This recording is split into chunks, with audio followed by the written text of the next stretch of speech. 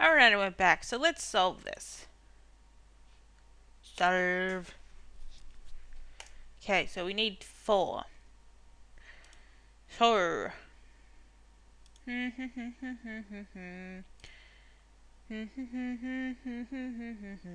That's a good one.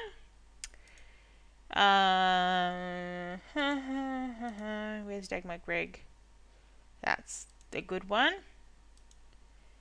What's another one about Dagmar Greg? That's a good one. And that's a good one. Those are the clues we needed. Now point out who you think is responsible for the strange happenings at Duffy's barn last night. Dagmar Gregg. You figured it out. You're right. That alien invasion was staged by Dagmar Gregg. Gotta check the evidence. Mark and Dave told us that they paid a sneak visit to Farmer Duffy's place and came face to face with this green, 6-armed monster from outer space. Sergeant Myers said he went to investigate some strange lights he saw at the barn, and he saw the alien too. They all noticed a strange fog that surrounded the alien. One of the magazines on Mark's fort was all about movie monsters.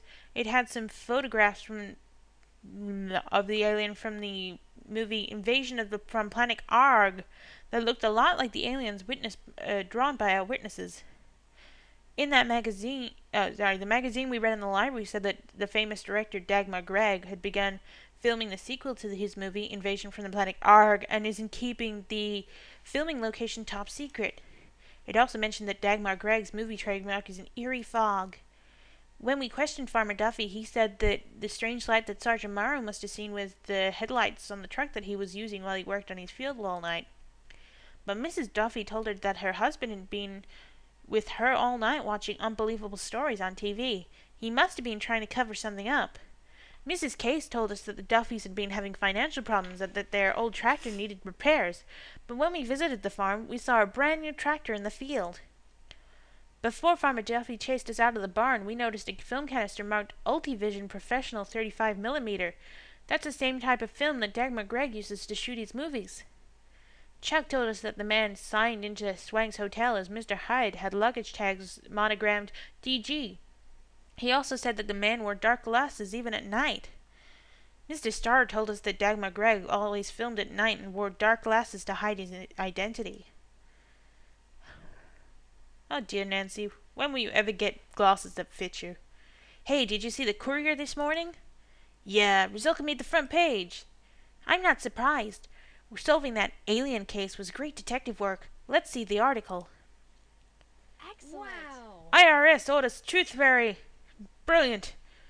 Local detectives explain UFO sightings. The mysterious UFO sightings at Duffy's Farms that fascinated Ridgeview 2 weeks ago. 2 weeks ago? Have been explained by Resulka and Jennifer of the Eagle Eye Detective Agency. The UFOs were real. Almost, explained Resulka. Oh, I did. They were part of a movie that was secretly being filmed in Ridgeview by the famous Hollywood director Dagmar Gregg. We agreed not to tell anyone about the filming for 2 weeks. Oh, I see. So that the film crew could finish their work undisturbed. It is rumoured that the rent paid to Farmer Duffy by Dagmar Gregg's film company was enough to make up for several bad crop years on the farm. In return, Farmer Duffy promised to keep the movie project a secret. When local residents stumbled on the step, Gregg decided it would best to let them think that they'd seen a real alien. Gregg released a statement from Hollywood that read, I apologize to the people of Ridgeview for keeping secrets from them. My compliments to Resulka on the clever detective work. To thank the people of Ridgeview for their patience and understanding, I plan to sponsor a free opening premiere of Back to the Planetarium at the Egyptian Theatre. Ah, brilliant. Just what we always wanted. Book 2's almost over. Then we take another break. Case of the Antique Autograph.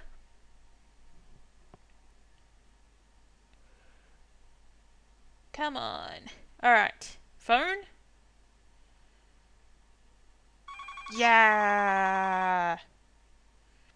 Eagle Eyes, Jennifer here. Jennifer, you've gotta help me. I just got a great deal, but I also blew my birthday money, and Mom's gonna kill me. What happened? I bought an autograph of George Washington for $50. It's in really great shape. Only I started thinking, how do I know it's real? We can help you find out if it's real. Where are you? I'm in Taylor Park. I was supposed to put 25 in the bank and spend the other 25. If Mom finds out I spent it all, I'll be grounded till I'm 65. And by that time, I'll be able to pay her back. We'll be right there. Do we have to, Jennifer? Really? Bobby's stupid. Bobby's real stupid. We're having this meeting across the street from where his mother works. Facing the library even. Good lord.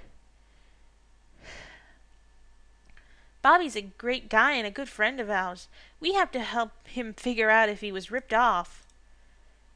I was at the mall at this baseball card show that ends today. There's a bank right there and I was going to deposit 25 and then spend the other 25 like my mom said I could. This one booth had nothing but autographed baseballs. I wanted to buy cards, so I was about to leave when the guy asked me, "Ever seen a George Washington autograph?" He shows it to me and it looks real. Then he said I can buy it for $100. I told him I only had 50 and he said, okay, he'd make me a deal. So I said okay and bought it. Check it out. The autograph is on a smooth piece of paper, yellowed with age and framed in an old oak frame. It reads, Geo Washington, Contigital? Anyway, Army, 1781. Tucked into the back of the frame is a business card that reads, King's House of Cards, Jackie Q. King, owner. There is no address or phone number on the card, and that just went ding. We have to get to that mall before the show closes, otherwise we may never see this Jackie King, and Bobby may have lost his money. Yeah, but a fool and his money are soon parted anyway, so it's nothing really grand. Do do do do do do do. This looks like a great card show. There's only one booth. I've been meaning to check this out. Look, there's a booth for the King's House of Cards over there. Hi there, kids. Which one of these autographed baseballs you want? I've got all the stars. We wanted to ask you about a George Washington autograph you sold one of our friends.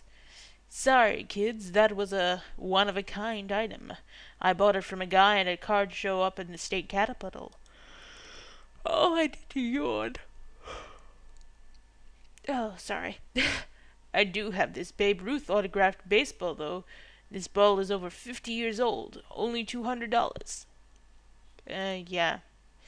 The signature marked autographed by Babe Ruth that Jackie King has on display is bright white. Oh, no. The signature reads Babe Ruth. The signature has a small smudge across it. See that smudge on the autograph? Lots of dealers wouldn't point it out.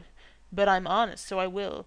If that smudge weren't there, that ball would be worth $500. Yeah, but it's bright white. It's not real. Let's go to the Historical Society. Oh, the old bags are here. Well, one of them is. Bobby asked us not to get on this help on this case from his mother, Mrs. Garcia, at the library. He'll tell her the truth tonight when she gets home. Until then, the library's off limits. But maybe Mrs. Arnold at the Richview Historical Society can have some clues that will help us. Well, George Washington never came to Richview because our town wasn't founded until after he died in 1799. But let's see what we can find. The Richview newspapers only go back to 1841. That's when our first newspaper started in our little town. Your autograph is from 1781, 60 years earlier. That can be no help at all. You might find something interesting in these boxes. They're filled with old letters donated by various families that have lived in Richview for generations. Please be very careful with them. The paper's old and delicate. They may be letters from the Revolutionary War, when George Washington led the army. The Revolutionary War lasted until 1783, 7 years after the Declaration of Independence was signed on July 4th, 1776. Look at that. This torn letter is written by Joshua Harper. It thanks him for allowing soldiers to make camp in his land despite British threats to burn homes of anyone found helping in the contingent army. Contingent. Whatever, I don't know that word. It is dated from 1781. The writing on the letter looks like the writing on the George Washington autograph Bobby Garcia just bought. The ink and paper also match the autograph. Wow, this letter was written to the ancestor of Mrs. Harper. Why, yes, you're right. She gave it to us because vandals tore it in half when they broke into her home. It broke her heart to see it damaged like that. She said it was written by George Washington. Unfortunately, without the bottom half of the letter, we can't officially say that. Museums say something is true if they don't know for sure. Maybe it is real. In any case, we're out of time. Bye.